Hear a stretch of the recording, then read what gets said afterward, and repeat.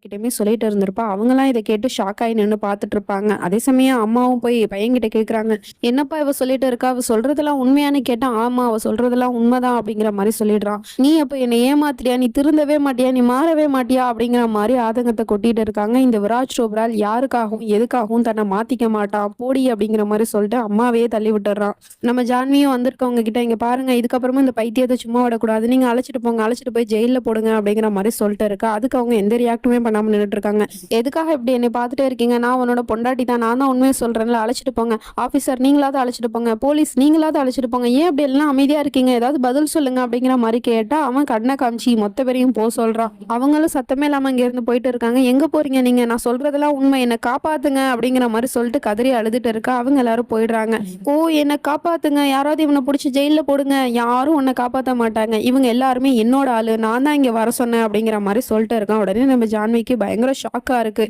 "நான் தான் சொன்னேன்ல, வீடு ஃபுல்லா கேமரா வச்சிருக்கான்னு. அது மூலமா தான் பார்த்து இப்படி ஒரு பிளான போட்டு எல்லாரையும் வர சொல்லி நம்ம ஹீரோயினிய திரும்பவும் நம்ப வச்சு ஏமாத்திட்டான். ஏன் நீ இப்படிலாம் பண்ணிட்டு இருக்க? நீ மாறவே மாட்டியா? திருந்தவே மாட்டியா? உன் மேல நான் எத்தனை தடவை தான் நம்பிக்கை வைக்கிறது? உன் மேல வச்ச நம்பிக்கையினால நானும் என்னை இழந்துட்டேன். என்னோட குழந்தையும் என்னை விட்டு போச்சு. இது எல்லாத்துக்கும் காரணம் நீதான்டா ராட்சசனே." அப்படிங்கிற மாதிரி திட்டி விட்டுறா. உடனே அவனுக்கு கோவம் வந்துருது. "என்ன ராட்சசன்? நான் உனக்கு ராட்சசனா தெரியறேனா? நான் உன் மேல உண்மையான காதல் வச்சிருக்கேன். ஆனா அந்த காதலை நீ புரிஞ்சுக்கவே மாட்டல்ல. எப்ப பாரு நீ என்னை ஏமாத்திட்டே தான் இருக்க. இப்பவும் நீ அதே தான் பண்ணிட்டு இருக்க. எதுக்காக ஜான்வி நீ இப்படிலாம் பண்ணிட்டு இருக்க? உனக்கு என்னத்துல நான் குறை வச்சேன்? ஒண்ணும் இல்லாத ஒன்ன நான் இவ்வளவு பெரிய பங்களால வாழ வச்சிருக்கேன். உனக்கு பிடிச்சதெல்லாம் நான் வாங்கி கொடுக்குறேன். உனக்கு என்ன வேணுமோ அது எல்லாத்தையும் நான் செய்யறேன். உன் குடும்பத்துக்கும் செய்யறேன். அப்படி இருந்தும் நீ என்னை ஏன் புரிஞ்சுக்க மாட்டேங்கிற? என்னோட காதல் உனக்கு புரியவே இல்லைல்ல. எப்ப பாரு நான் வைக்கிற டெஸ்ட்ல நீ தோத்துக்கிட்டே தான் இருக்க. ஒரு நல்ல மனைவியா நீ இருந்ததே இல்லை. இப்படிப்பட்ட ஒரு பொண்ணு இந்த விராஜ் டோப்ராலோட வாழ்க்கையில இருக்க வேணாம். இப்ப என்ன உனக்கு? இங்க இருந்து போகணும். என்ன விட்டு போகணுமா? தாராளமா போ. இதுக்கப்புறமும் நான் உன்னை பிடிச்சி வச்சுக்க விரும்பம் இல்லை. உனக்கு என்ன தோணுதோ, எங்க போகணுமோ போ. நானே கொண்டு வந்து உன்னை விட்டுட்டு வரேன்." அப்படிங்கிற மாதிரி சொல்லிட்டு அவளை பிடிச்சி தர தரன்னு இழுத்துட்டு போறான். அம்மா வீட்டுக்கு கொண்டு போய் விட போறான் போல.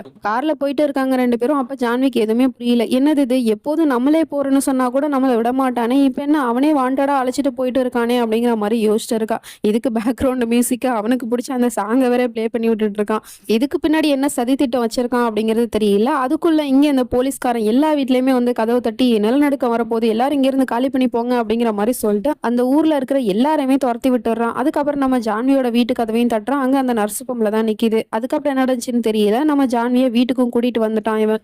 தன்னோட வீட்டை பார்த்து அடுத்த செகண்டே தப்பிச்சோ முளைச்சோன்னு அங்க இருந்து ஓடிட்டு இருக்கா. அவ்வளோ ஒரு சந்தோஷத்தோட இதுக்கப்புறமா அவங்க கூட வாழ விரும்பல அப்படிங்கிற முடிவு எடுத்துட்டா இல்லையா. அதனால அங்க போய் ஒவ்வொரு ரூமா தேடிட்டு இருக்கா. அங்க யாருமே இல்ல. அப்பா ரூமுக்கு போனா அப்பா இல்ல, அம்மா ரூமுக்கு போனா அம்மா இல்ல, தங்கச்சி ரூமுக்கு போனா தங்கச்சி இல்ல. எங்க போயிட்டுங்க எல்லாரும்? நான் வந்துட்டேன் அப்படி இப்படின்னு சொல்லிட்டு கத்திட்டு இருக்கா. அதுக்கப்புறமா பாட்டி ரூம்ல போய் பாக்குறா. அங்க போய் பார்த்தவளுக்கு பயங்கரமான ஷாக்கு. ஏன்னா மொத்த பேரும் அங்க இறந்து கிடக்குறாங்க. அத்தனை பேரையும் பணத்தை முடி வச்சிருக்க மாதிரி முடி வச்சுட்டு இருக்காங்க. இவளுக்கு பார்த்த உடனே செம அதிர்ச்சியா இருக்கு. போய் அங்க இருக்கிற எல்லாருமே எழுப்பிட்டு இருக்கா. "அப்பா, அம்மா, தங்கச்சி எழுந்துறீங்க." அப்படின்னு சொல்லிட்டு எல்லாருமே எழுப்பிட்டு இருக்கா. யாருமே எழுந்திருக்க மாட்டாங்க. பாவம் அந்த சின்ன குழந்தைய கூட விட்டு வைக்கல. இவ அப்படி அவங்க எல்லாரையும் நினைச்சு கதறி அழுதுட்டு இருக்கும் போது அதெல்லாம் இவன் தூரத்துல இருந்து வேடிக்கை பார்த்துட்டு இருக்கான். உடனே அவனை பார்த்த உடனே கோவத்துல போய், "ஏன்டா அப்படிலாம் நீ பண்ண? என்னோட மொத்த குடும்பத்தையும் நீ கொன்னுட்டியே. இதனால உனக்கு என்ன கிடைச்சிருச்சு? என்னோட மொத்த குடும்பமும் என்னை விட்டு போயிட்டாங்களே." அப்படிங்கிற மாதிரி அழுதுட்டு இருக்கா. "என்ன ஜான்வி, உன்னோட புருஷனை நீ இவ்வளவு சாடிஸ்டாவா நினைச்சு வச்சிருக்க? உன் புருஷன் அந்த அளவுக்கு கொடூரமானவனா என்ன? இங்க வா, நான் ஒரு விஷயத்த காட்டுறேன்." அப்படின்னு சொல்லிட்டு அம்மாவோட கையை பிடிச்சி காட்டிட்டு இருக்கான். "அங்க பாரு, நாடி துடிக்குதா இல்லையா? அவங்க இன்னும் உயிரோட தான் இருக்காங்க. நான் இன்னும் சாகடிக்கல. அதே மாதிரி எல்லாரையும் செக் பண்ணி பாரு." அப்படின்னு சொன்னதும் எல்லாரோட நெஞ்சிலையும் கையை வச்சுட்டு பார்த்துட்டு இருக்கா. எல்லாருக்கும் ஹார்ட் பீட் துடிக்குது. யாரும் சாகவும் இல்லை.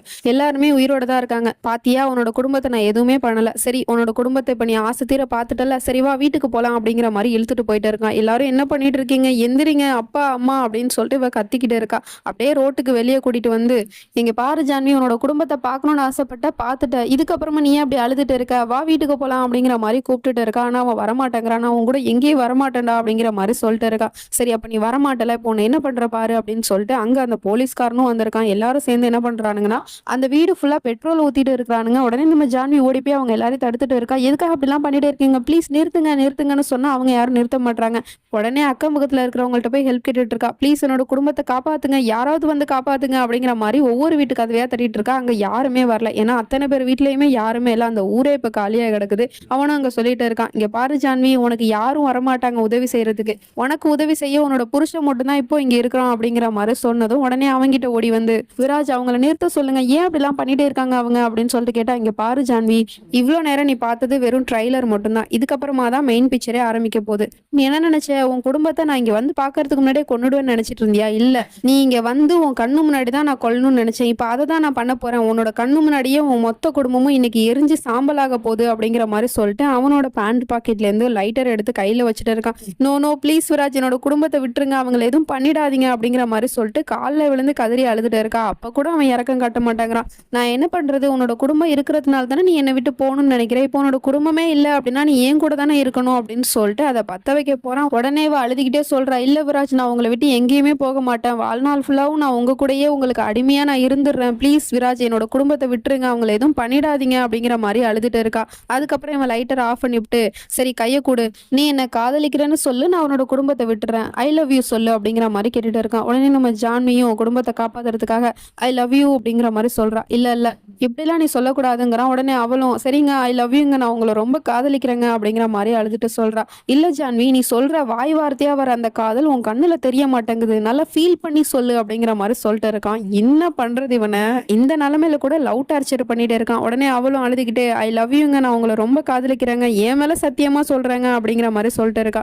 "இல்ல ஜான்வி எனக்கு கன்வின்ஸ் ஆகல. நான் உன்னோட குடும்பத்த கொல்லத்தான் போறேன்" அப்படிங்கிற மாரி சொல்லிட்டு லைட்டர தூக்கி அங்க வீட்டுக்குள்ள போட்டுறான். மொத்த வீடும் பத்தி எரியுது. உடனே இவ ஓடி போறா அந்த நெருப்பு பக்கம் காப்பாத்துறதுக்கு. அதுக்குள்ள இவன் புடிச்சு இழுத்து வச்சுக்கிட்டு, "எங்க ஜான்வி போற? நீ போனனா செத்துருவமா. நீ ஏன் இப்படிலாம் பண்ணிட்டு இருக்க?" அப்படின்னு கேக்குறான். நம்ம ஹீரோயினி கண்ணு முன்னாடியே இப்ப அவளோட மொத்த குடும்பமும் எரிஞ்சு சாம்பல் ஆகுறாங்க.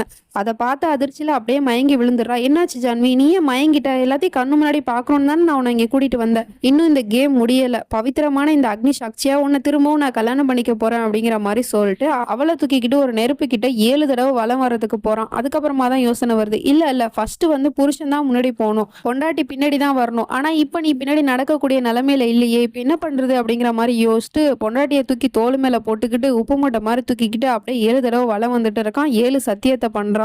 அவளும் பித்து பிடிச்சு போன மாதிரி தோள் மேல கடந்துட்டு அங்க நடக்கிற கொடுமையெல்லாம் அப்படியே பார்க்க முடியாம அப்படியே அதிர்ச்சியில உறைஞ்சு போயிருக்கிறான். இவனும் அதுக்கப்புறம் 7 தடவை வலம் வந்துட்டு இதுக்கப்புறம் பொண்டாட்டி தான் முன்னாடி வரணும் அப்படின்னு சொல்லிட்டு இப்ப நம்ம ஹீரோயினி அப்படியே செந்துக்கா தூக்கி வச்சுக்கிட்டு அப்படியே 7 தடவை வலம் வந்துகிட்டே சத்தியத்தை பண்றான். அவ பண்ற மாதிரியே, "நான் எந்த நிலைமையில என்னோட புருஷனை தனியா விட்டு போக மாட்டேன். அவரோட வாழ்நாள் ஃபுல்லாவும் அவருக்கு நான் துணையா இருப்பேன். அவருக்கு நான் துரோகம் பண்ண மாட்டேன். அவருக்கு நான் நம்பிக்கைக்குரிய மனைவியா இருப்பேன்" அப்படிங்கிற மாதிரி ஒவ்வொரு தடவையும் சுத்தி வரும்போது ஒவ்வொரு சத்தியத்தை அவ பண்ற மாதிரியே பண்ணிட்டு இருக்கான். அதுக்கப்புறம் நம்ம ஜான்வியை கீழே படுக்க போட்டு, "இதுக்கப்புறம் இந்த உலகத்துல உனக்குன்னு யாருமே இல்ல ஜான்வி. இந்த உலகத்துல நீ விரும்பவோ வெறுக்கவோ நான் மட்டுமே இருக்கிறேன் தேவசேனா" அப்படிங்கிற மாதிரி, "இப்ப நான் மட்டும் தான் இருக்கிறேன். உன்னோட கடவுளா உன்னை காப்பாத்த போற கடவுளும் நான் தான். உன்னை வாழ வைக்க போற கடவுளும் நான் தான்" அப்படிங்கிற மாதிரி சொல்லிட்டு இருக்கான். அதுக்கப்புறம் "சரி ஜான்வி கல்யாணம் முடிஞ்சிருச்சு. புருஷன் கிட்ட ஆசீர்வாதம் வாங்கிக்கோ" அப்படின்னு சொல்லிட்டு அவளோட கையை பிடிச்சிட்டு இருக்கான். அதுக்கப்புறம் அவளோட கையை விட்டதும் அந்த கை நேரா அவனோட காலை தொடுது. உடனே இவனோ பொண்டாட்டி ஆசீர்வாதம் வாங்கின மாதிரி அவளோட நெத்தில கையை வச்சுக்கிட்டு "சௌபாக்கியவதி பவ" அப்படிங்கிற மாதிரி ஆசீர்வாதம் பண்றான். அதாவது தீர்க்க சுமங்கலியா இரு அப்படிங்கிற மாதிரி. இத்தனை கொடுமையும் நம்ம ஹீரோயினி தாங்கிக்கிட்டு இவன் கூட இதுக்கப்புறமும் எப்படி வாழ போறான்னு தெரியல.